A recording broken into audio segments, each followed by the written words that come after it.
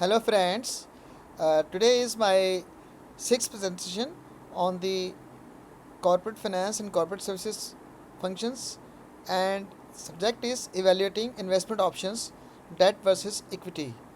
Overall, this is my 37th presentation considering all the YouTube presentation which I have made so far. What I plan to include in this presentation is the portfolio options which are there to invest and overview of that. The number 2 is the list of parameters that guide the choice of debt versus equity. 3 is the evaluation of the parameters for choosing amongst various MF options, mutual fund options. Fourth is debt based options to invest estimated returns and risk. Fifth one is equity based options to invest estimated returns and risk.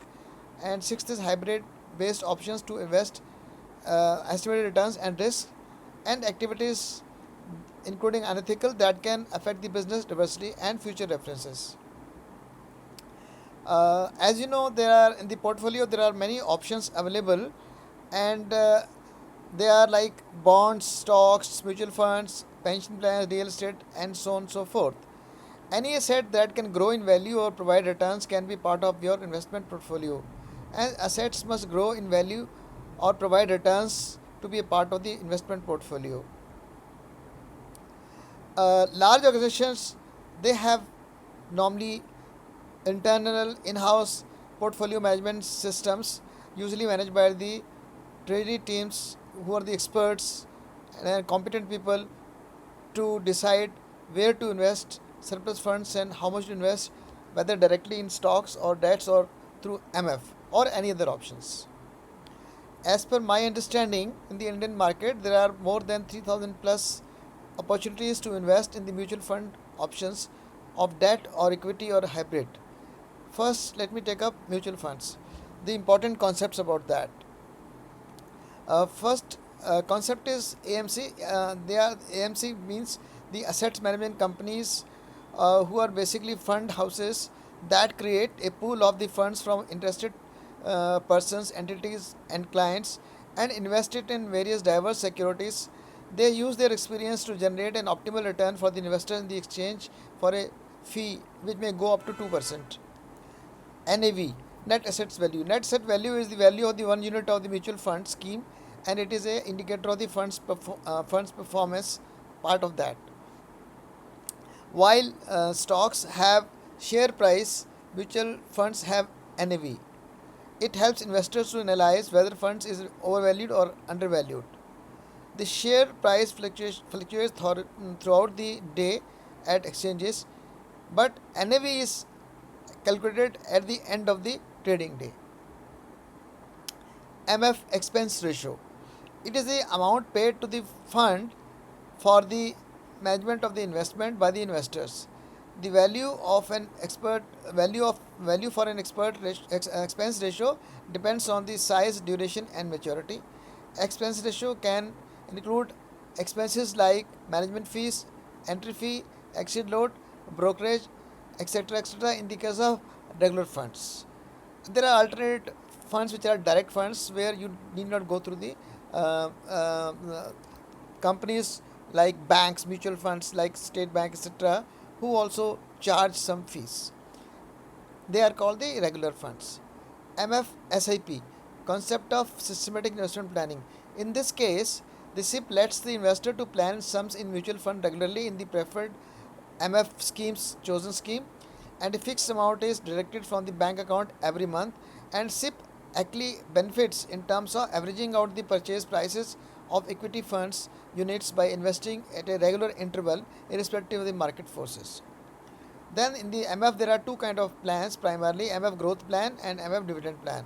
In the MF growth plan, in this option the dividend earned is reinvested in this scheme itself for compounding returns and is reflected in the NAV of the scheme.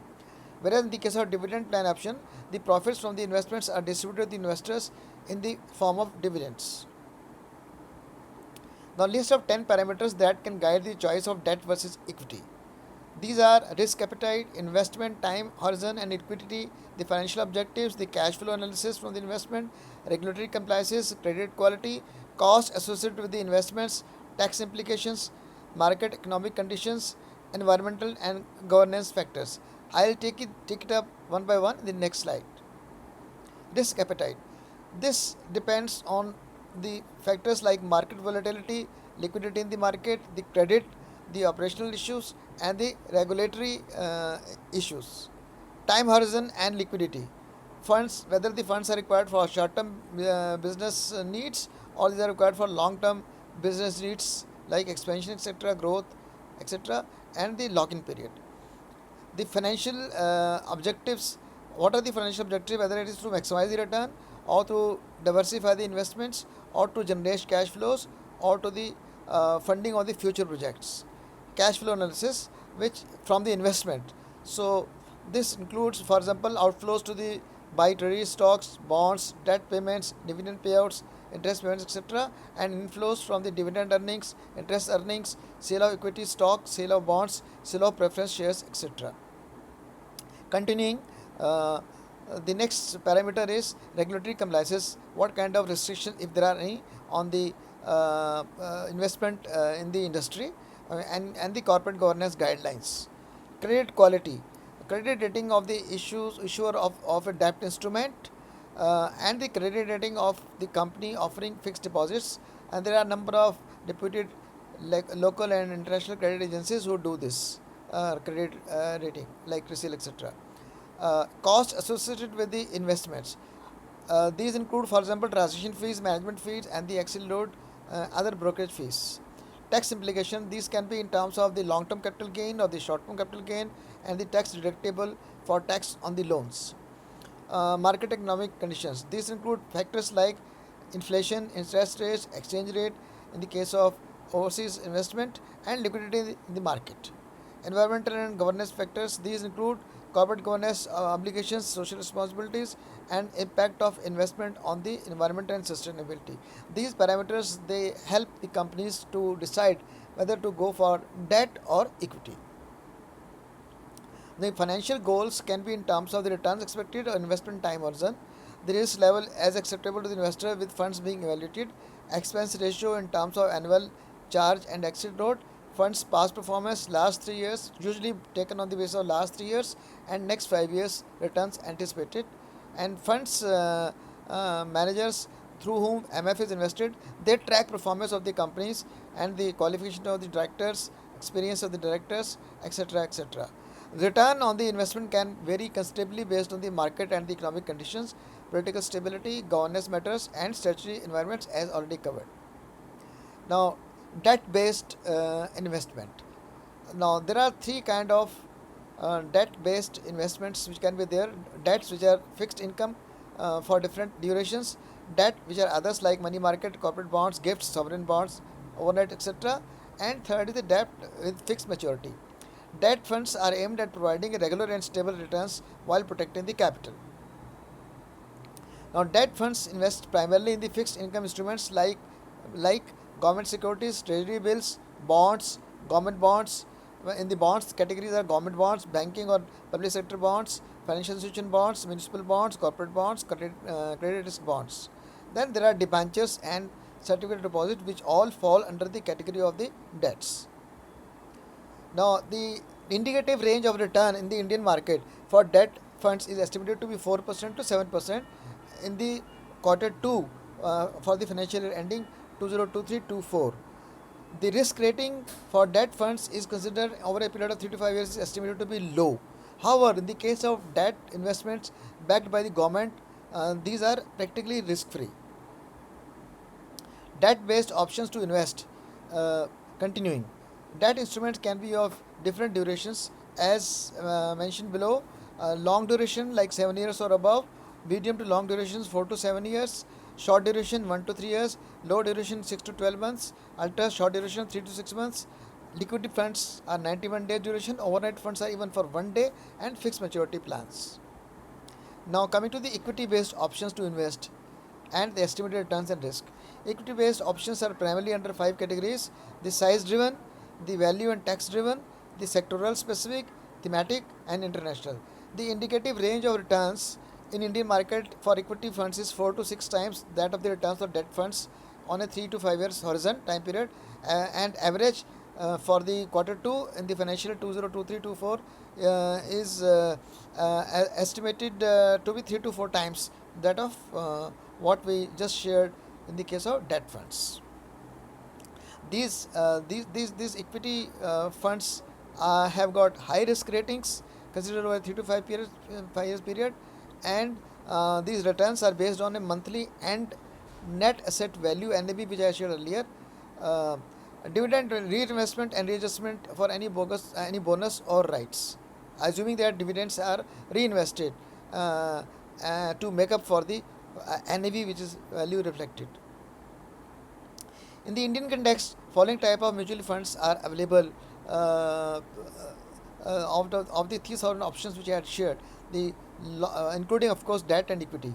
Large cap, wherein funds are usually invested in the top 100 stocks in the companies which are well established, have large market share and financially stable and generate consistent returns.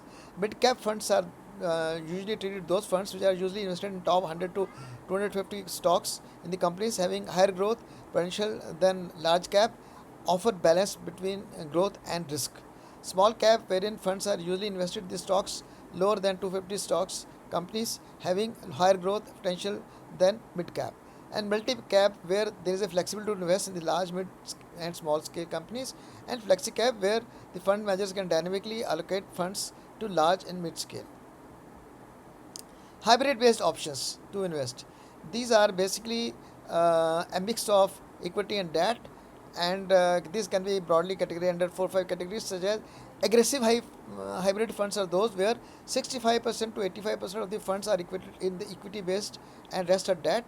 In the balance hybrid, it is 40 to 60% in the equity and rest in the debt. And conservative, where 10 to 25% funds are equity based and rest are debt. And dynamic asset allocation funds, where funds are managed dynamically between equity and debt and gold funds. The indicative range of return in the Indian market for the hybrid funds or 3 to 5 times the return of the debt funds on a 3 to 5 years average as assessed on the quarter 2 of the financial year 2023-24. It can vary of course from period to period. This risk rating of hybrid funds is estimated to be average. So equity was highest, debt was lower, and risk rating for the hybrid fund is average.